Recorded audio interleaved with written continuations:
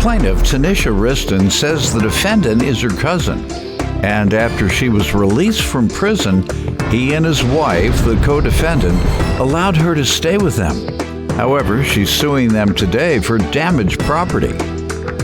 Defendant Tequila Bennett and her husband Chris say Chris and Tanisha were more like brother and sister, and although they were close, they often bickered.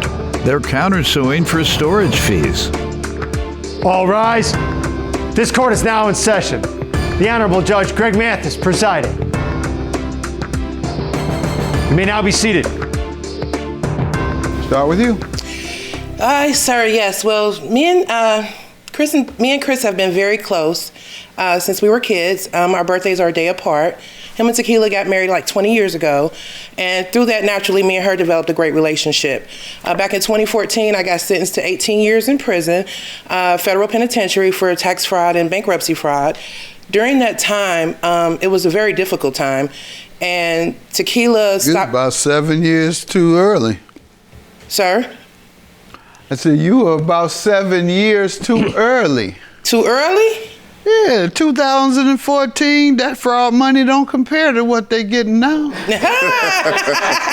You're right, but they can have it. They can have it. $1 billion out of the government stimulus program. You had preachers that got millions of dollars, bought mansions and airplanes. Yes, sir. Off government stimulus, and they've been caught and returning it. So yeah, you are ahead of your time. That's okay. I'm good where I'm at. I'm okay. That's what I want to hear. I'm good. I'm okay. Right, good. How have you been doing? How has your life been since then? It's been much better. When I got out, Chris and Tequila allowed me to come stay at their house through my transformation period, which was a blessing. And I don't hold no grudges because it was my fault, so I'm totally accountable. But everything has been great. I am, just trying to do everything better and just, be an inspiration to women like myself. Now tell us what's inspiring. What did you do since you've been out? Since I've been out, I've started a movement called Inspire Me Tea to educate, enlighten, and empower young women such as myself. Where's it based? In Columbus, Ohio. What's the name? Say it again. Denary Group, LLC. You can just follow me, #InspireMeTea. Good. Yes, sir. That's the type of things I like to hear when folks talk about their past. I like to hear the redemption part and spread that word. Yes, sir. Thank you. Yes, thank you. So tell me more about yourself. You're on the way. You have some nonprofits to help others, and you and your cousin get along prior to perhaps this? So. Yes, sir. We get along. We get along okay prior to that incident. With Tequila stopping him from taking my phone calls and sending me money. How do you know she's stopping him, by the way? You make the man sound henpecked. She can't stop him from answering his phone. You better not answer that. Who is that? Is that your first cousin? Don't talk to her. But that's what it is, and I think that's what it was. Those lies. That his wife can stop him from talking to his first cousin. I don't believe that. Yep. You tell him not to speak, was she? No, sir, I did not do that. I did not do that. Where you get that from? Well, I just assumed, I'm not going to say assume, because me and Chris are very tight. We're very close. So I just couldn't imagine him not taking my calls, especially he knows the type of person I am. Well, why does she have to be the one to stop him? Maybe he don't want to be bothered with you. Because she handles the finances and everything. You really got to, well, that's not henpecked. My wife handle all the finances. All right. I know how to make the money, but I let her take care of it. There you go. Same way. Yeah. And that might not be the best idea. How long you been married? 22 years. 22. All right, working for you for 22. It hadn't worked for me for 40, but I gotta go for it. Right. You're in it now. You're in it now. All right, give me some background, sir, from you first about your cousin, and then your wife can. This is my cousin. Like she said, we're pretty close. We kind of more like. We are first cousins, but we're more like a brother and sister. We grew up celebrating our birthdays together. Incredible Hulk, Wonder Woman cakes, and playing with each other. Birthdays a day apart. We really a year apart, a year and a day. Mm-hmm. So I love her to death. You all haven't had many disputes? Like brothers and sisters, you gonna argue about certain little things, or I might not agree about this, and But you no know, big so falling outs. not really no real falling outs. You haven't called your wife telling her about your women on the side. No. You didn't do that. You're a good cousin. I'm a great cousin. Keep them secrets for you. Right? Yeah. I ain't got none of them secrets. She Fort Knox. She won't do it. What'd you say? She's Fort Knox. Whatever he tell her, she gonna keep it. There you go. I will never know. Uh-huh. Yeah. That's why she trying to blame you, because she don't want to blame him. That's who's not answering her call. So good to know that you all have gotten along. Let me hear from you about the damaged property you're suing for. Back in December of 2020, gosh, where are we? Yes, December 2020. Yeah, everybody's lost the year. Right, I've moved out of my unit and asked Chris to come help me put some stuff in storage. So he agreed to come help me put some stuff in storage, and you know, we were going with my TVs, and I'm like, okay, well, let's just put these in storage. No, so you got to put these in my crawl space. They're going to be messed up. I'm like, oh, okay, so I'm listening to him, you know, just doing it, what have you. So they, back in April, some pipes busted in their home, and they had to go through a total renovation. My TVs, to Tequila's knowledge, they weren't damaged at all. She told me, your TVs are fine. I went down there to boxes, nothing's wrong with them. So my son went to go pick up our TVs once we got settled in our place. And we noticed that the TVs were heavily damaged. I have pictures in here on page 3 to 5 shows the damage of the pictures. Of the TVs, rather. It was 3 TVs, a 70-inch and 2 55 inches. Wow. So, but like I said, this was April. Their house is completely finished. It's actually beautiful. So, you know, I'm like, in my TVs, you know, I want to watch some TV. Because me and Chris are very tight. We're very close. So I just couldn't imagine him not taking my calls, especially he knows the type of person I am. But why does she have to be the one to stop him? Maybe he don't want to be bothered with you. Because she handles the finances now and you everything. Really got to admit, well, that's not him, Peck. My wife handle all the finances. Defendant Tequila Bennett and her husband Chris are being sued by Chris's cousin, who claims her property was damaged in their home after a pipe burst.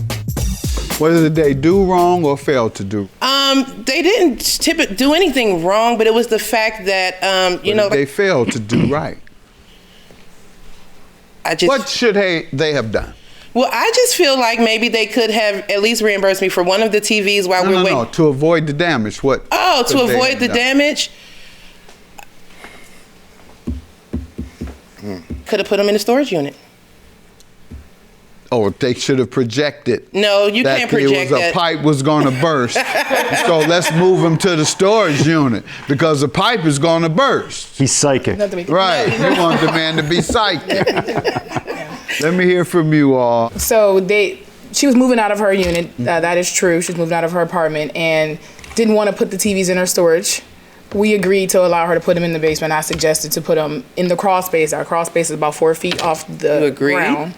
So she also maintained, you know, I'll give you a little something. I don't know what I can do now, but I'll be able to give you something. Excuse me, Your Honor. Yeah. This is back in November. I disagree with that statement. Never agreed to give a dime? Never agreed with anything. As a matter of fact, like I said, it was Chris's idea. Okay, so you never agreed to give a dime? No, ma'am. No, sir. Because it wasn't just TVs that we had. There was chairs. There's still things that we're storing right now, and she's been in her place for quite a few months. Okay, and let's have evidence that you all agreed that she would pay or that she has paid. It was a verbal. Yeah, it was a verbal agreement. Okay. There was nothing we signed or documented. All right, sometimes you have comments when you're discussing things by text, but we didn't have forbid him from receiving her. Yeah, we never. It's not a forbidding or anything. Yeah, we never. Like, you can't bring no evidence because you forbid him from getting evidence. Yes, no forbidden. We've never exchanged like documentation or signatures of payment. Sometimes people say, "I want my money," and then you say, "I don't owe you any money." And you say, "Yes, you do for." She says, "Yes, you do for the storage." No, I don't. There was never an agreement. Yes, it was. Don't you remember? Oh, yeah, I remember. And then that "oh, yeah" is what I'm able to read. Well, I mean, on page 1, we just came up with, if you look at page 1. Where? Page 1, you look at page 1, is where we came up with what she would probably owe us. And like I said, we How do you get your would probably numbers from? Because I came up with a fair number. You came up with it. Yes, I came up with a fair number. And what did she say when you came up with it? So we figured $25 per TV per month. What did she say to your figures? That's fine because I'm not just keeping. That's fine. I'm not just keeping TVs. I have microwaves. I need to know what I have you said. stoves. I have. I mean, what not was stoves, the but exact I have. amount? You told me yes. you came up with an amount. Exactly. But that's not how an agreement goes. No, I'm saying I came up with an amount that I thought would be fair. And do you for her. agree with it? I do not, Your You Honor. did not have an agreement. Well, we didn't say the agreement was to have some type of payment for storing those things. Okay, and we she didn't say it was denies for that free. in its entirety, and you can't give me a number that she agreed to. Yeah, we don't have a number. We just said, she said whatever I can afford. Okay, that's not a contract. So. That's not a contract. What Yes, I'm trying to we figure know. out, Your Honor, is how can I be sued? How's my family, my sister, suing me over TV. some TVs when I constantly try to help? I even tried to give her an Escalade one time. We gave her an She's Escalade. like, you renting cars too much? I'm going to give you a car. She said no. She turned it down. Well, what So we late tried. model? So that's they why was we too were- old. Tell them. It ain't matter. Now, Your Honor, they want to bring that up. Now, come on, you know how I Escalade roll. with 300,000 miles on And it was cold in the dead winter. Got 1 mile left. It was cold in the dead winter, and I appreciate it, but hey, it was cold in that car. It didn't have heat? No, sir. It did not have heat. All right, sir. That's just showing you that we always try to help. We don't want to see her in any type of And I bad like situations. Right. We just want, it's our family. You know, this is my sister just as well as it is his. What did they do wrong? Honestly, or what did they fail to do? Because otherwise, this is a act of God or an act of negligence by the people who installed the pipes. That's whose fault it is. Unless you can tell me what they did wrong or what they should have prevented. And you said they should have had been psychic enough to know that it was going to happen, so he should have taken it to the storage unit. The point I'm making, people have to do something wrong or fail to do what was expected or required before you can just sue them. For example, if you had the TV there and someone broke in the house and stole it, they're victims of the same crime that you're a victim of. They're victims of you're a victim of a third-party crime. You can't sue them. They're a victim like you. They broke in the house and damaged their stuff. They broke in the house and took your television. You all have to go after that person. You have to get him and file a police charge. You have to sue that person. They have to sue that person. Everybody goes after the culprit. And in this case, who is the culprit? They didn't do anything wrong. They are the victims of the same thing that happened to your thing. Did you all suffer any damage? Don't tell me she's the only one that suffered damage. No, we were living in a hotel for 3 months, Your Honor, to try to get our house. And our house still isn't repaired because we're still waiting on insurance. I mean, it's totally not done. What we've been fighting is the insurance company. It's over $40,000 in damage. So. Still, I mean, only half of that has really been paid. Everything is just taking a long time. The point I'm making, people have to do something wrong or fail to do what was expected or required before you can just sue them. For example, if you had the TV there and someone broke in the house and stole it. Defendant Tequila Bennett and her husband Chris are being sued by Chris's cousin, who claims her property was damaged in their home after a pipe burst. Ma'am, they don't even have to pay you, but they've agreed to. They don't have to give you that insurance money. That's not your insurance policy. That's their insurance policy. Understandable, but that the cause of the pipe breaking was, I believe, I don't really know what happened, but it was something, somebody had stuffed something somewhere, so it was. You just said you don't really know what happened. But me and her was talking, and that's kind of what she told me. Well, so, whoever stuck it in there, okay. That's who you sue. These folks haven't done anything wrong.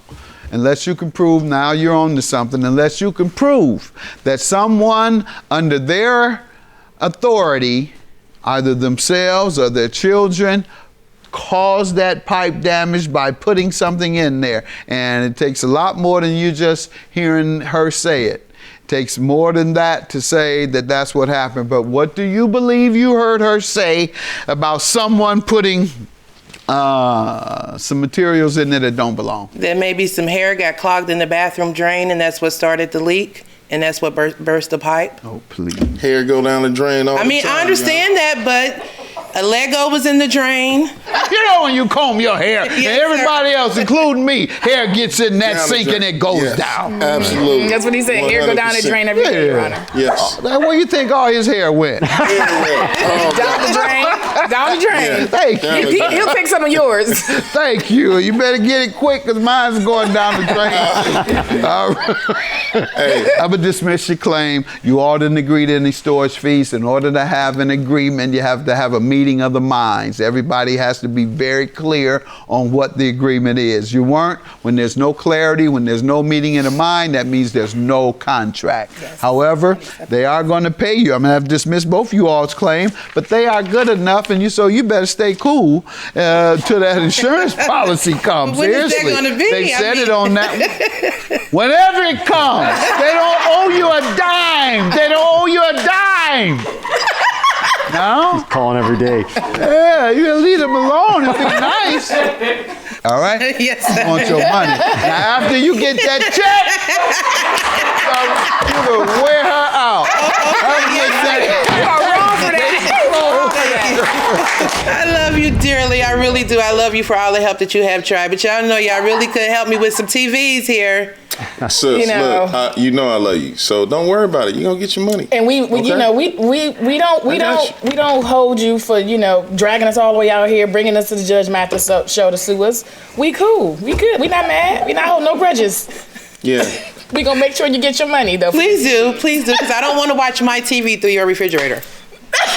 Oh, Lord. Right, I got you.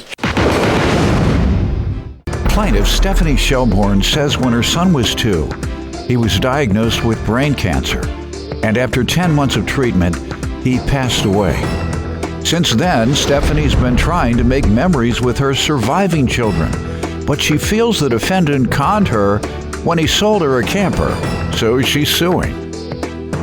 Defendant Bob Gushes says his dad was a Chicago police officer, and one time after he acted up as a child, his father locked him in a jail cell for 30 minutes, and that's the last time he ever acted out in his life. Bob denies owing Stephanie for anything. Start with you. So my name is Stephanie Shelbourne. I am 40 years old. I've lived in Indiana all my life. When my oldest son was almost 3 years old, he started having bad headaches. He started having terrible headaches. Then it was about 5 days, I would say, before Christmas 2011, he started vomiting. We didn't have insurance at the time, so I held off as long as I could before taking him to the hospital. Upon arrival at the hospital, they did a CT scan to find out that he had a brain tumor. By the time they had me back in the room to give me this devastating news, they had already called for transport to Riley Hospital in Indianapolis. Upon arrival, my son became unresponsive, began having seizures, and I had to sign a paper that told that I was giving the okay for them to do emergency surgery on him or he would perish. Since that all happened with my son, I look for anything that I could do to make memories with my living 2 children that I have. And I had to sign a paper that told that I was giving the okay for them to do emergency surgery on him or he would perish. Defendant Bob Gushes sold a camper to the plaintiff, but the plaintiff feels Bob conned her, so she's suing to get her money back. So you lost your son. I did. We went through 10 months of treatments with him. He had 2 major brain surgeries. He was put under anesthesia for 6 weeks, 5 days a week, going through proton radiation.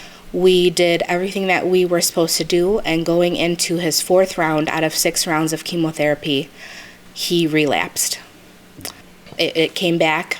The cancer came back. It was very angry. It came back with vengeance. And at that time, that the quality of life was better than quantity of life. So we did get to take our Make-A-Wish trip, but our Make-A-Wish trip was cut short because my son, actually the day before we left for our Make-A-Wish trip, he was unable to walk anymore. He was barely able to talk anymore. But we did make that trip just because he wanted to see that Disney castle. That was his dream, that was his Make-A-Wish, is to see that castle. So we did make that happen, but I did have to call Make-A-Wish to get us home 2 days into a 7-day trip. So Make-A-Wish did get us home, and my son was old enough at that time. He was 3 years old. He told me, "I'm tired." He said, "I want to go home. I want to be on my couch, and I want to be with my dogs." So having to make that decision to stop giving your child the care to keep his life going was just going to be selfish upon myself, because it was clearly no quality for him. Every day was just pain, So that's what we did. We put him in the car and we took him home to our home in Griffith, Indiana at that time, and started palliative care with hospice. And 11 days later, after numerous prayers, rosaries, you name it, holistic, trying healing, my son passed away in his home, on his couch, with his family and dogs.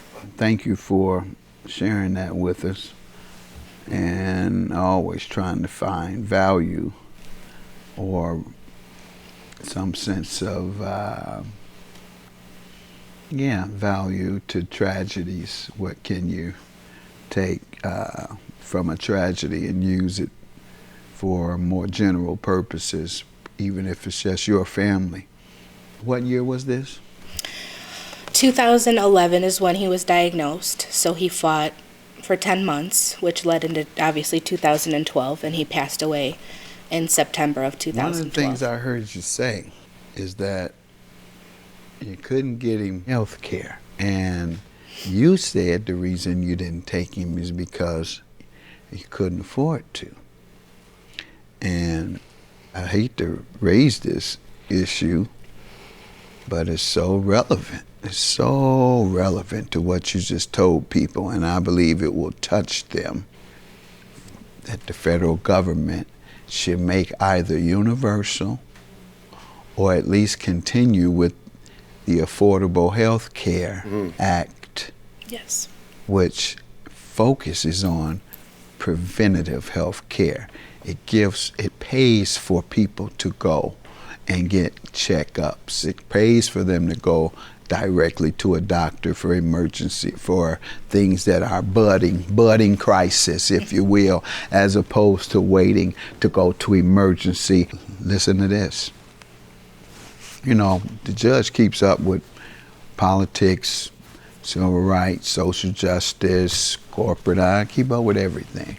So I know this to be the case. You have several states, because they hated Obama so much. This is the so-called Obamacare. Obamacare is nowhere in any federal official or corporate document because it's called Affordable Health Care Act. But when they attached his name to it, then it became very highly political. And when they had a caveat or carve out for states to say, I don't want this new money. It's not even coming out of your state budget. But you resent and have so much political animus toward Democrats in general and Obama in particular, you call it Obamacare. Mm-hmm. And so that lessens the desire for it for those who don't like Obama. Mm-hmm. Then you got the other states, their folks and children are getting preventative care.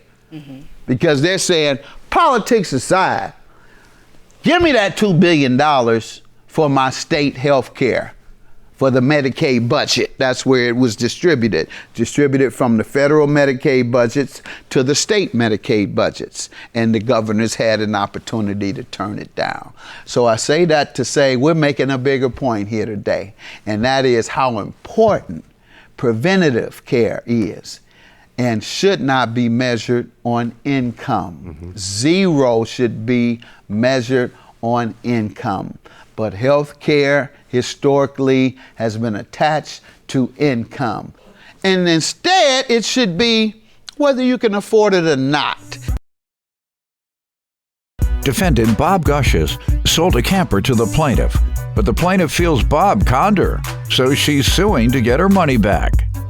You should have access to the same level of expertise and the same amount of preventative care, just as is the case with education. So I'm done talking politics and using your son as a martyr in the case of health care. That's kind of how I'm looking at this, ma'am. So try and brighten your spirits with that, and perhaps become a health care advocate. I always say anything that traumatizes you, that is has to do with outside sources, go and become an advocate to stop that. Don't just talk about it, march about it. Fight back about it. So that's why I suggest to you, you had your hand up. We're going to say something else. Yeah, I mean, if I may, Your Honor, I have, I want to keep his spirit alive. I fundraise for Brain Tumor Foundation. I'm very involved, with our local childhood cancer foundation in Northwest Indiana. So that's how I keep, that's what keeps me going. That's how I keep his memory alive. And I promised him. I promised my son, I said, I'll never give up. I'll never give up. Mommy will always fight for you and for the other kids that are fighting or will fight cancer. That was my last words to my mother. Wow. Is that I'm going to change my life, and then I'm going to go into a field so I can help change other people's lives. Think I kept my word. And with you, not only are you changing lives on the front end and getting more preventative care, you're also saving lives. You're keeping people from dying. How about that? You're keeping people alive. You're keeping people. So your work is even more important than mine. And so we thank you for that. Give you another hand. That's even a higher level of service. Thank you. Thank you. Sir, you want to give me some background on yourself? Yes, sir. Good afternoon, Your Honor. Good afternoon. My name is Bob Gushes, and I was born and raised on the south side of Chicago. I had 2 brothers and 2 sisters. Where's your gun? I mean, that's the stereotype. Everybody on the south side of Chicago carrying guns and killing each other. Right. Yeah, no, not me. Born and raised, and my father was a Chicago police officer.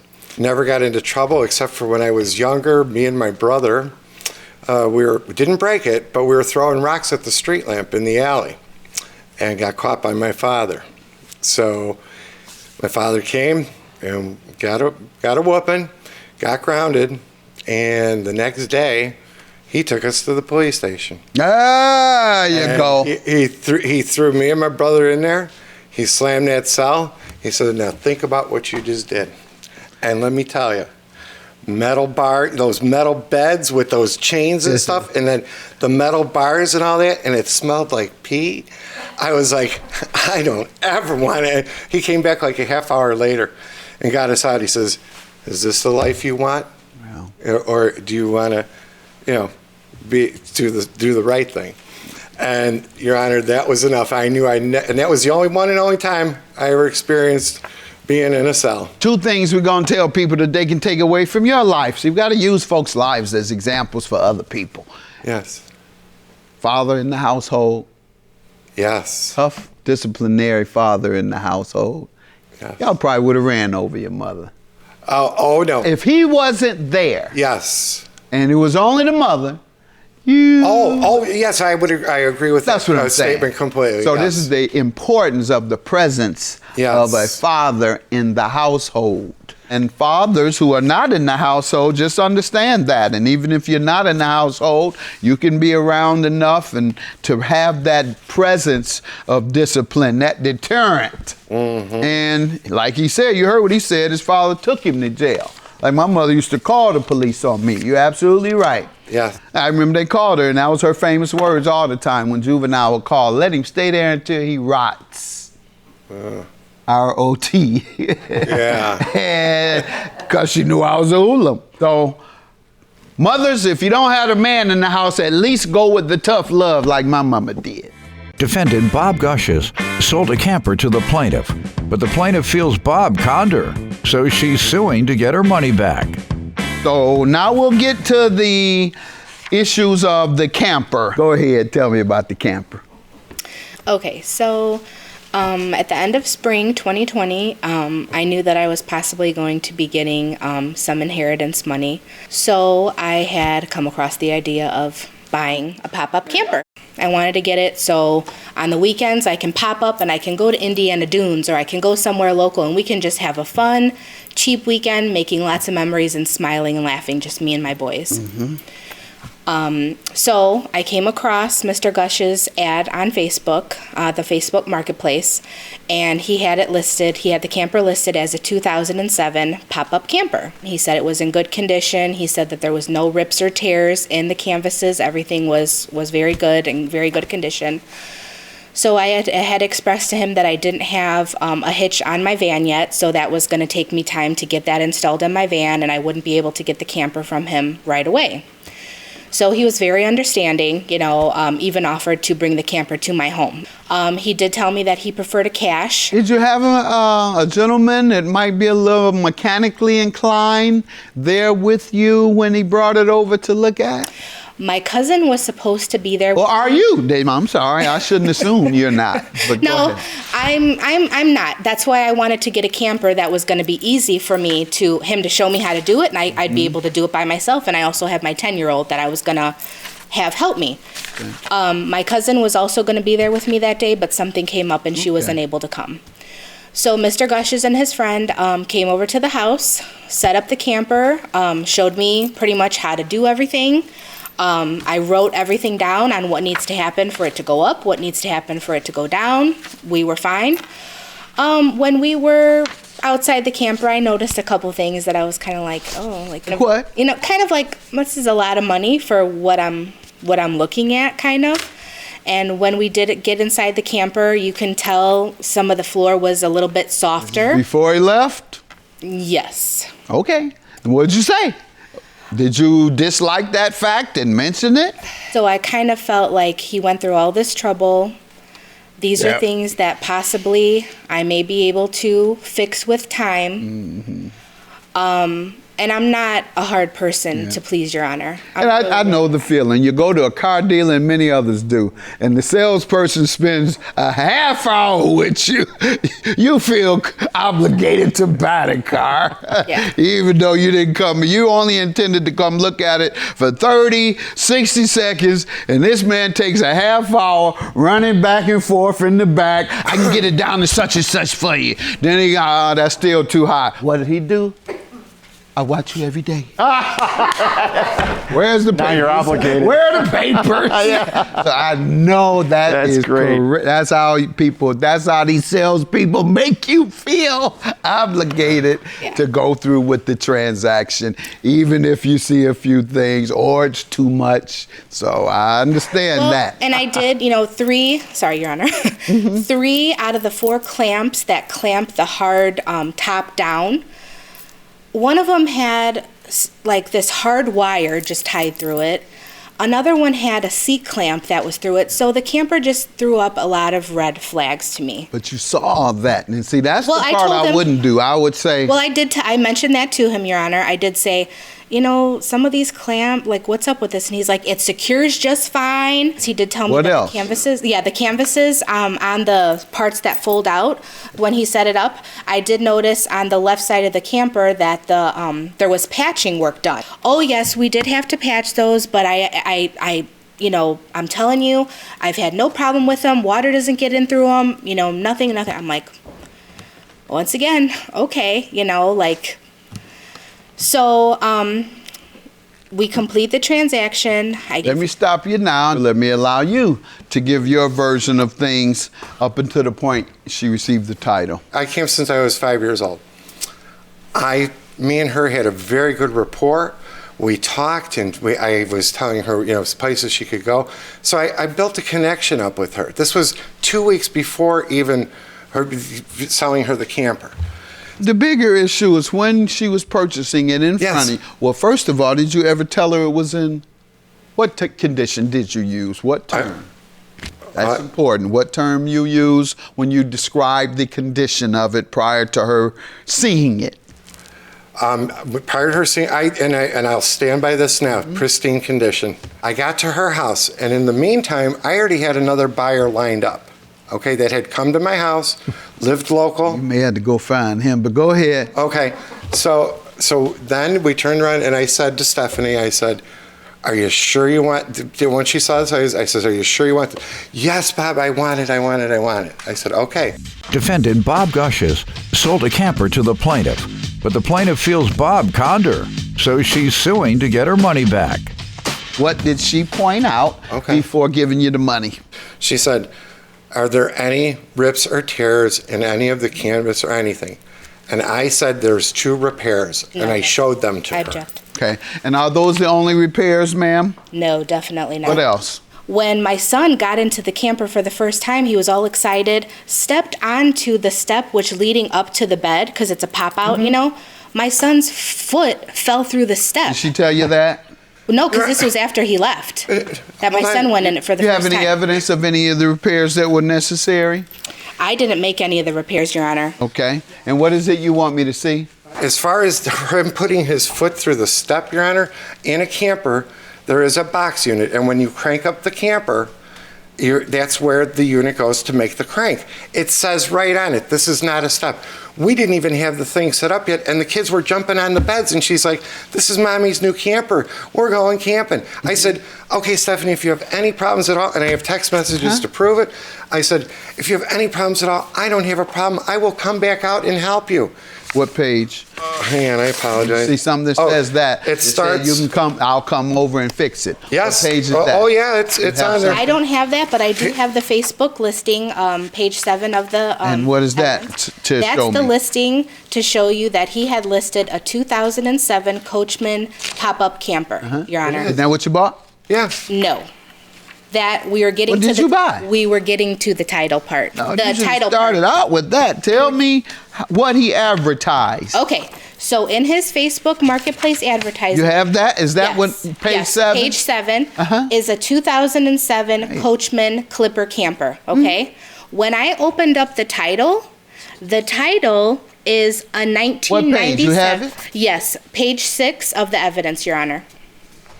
The title says what differently? A 1997 Coachman trailer. Oh.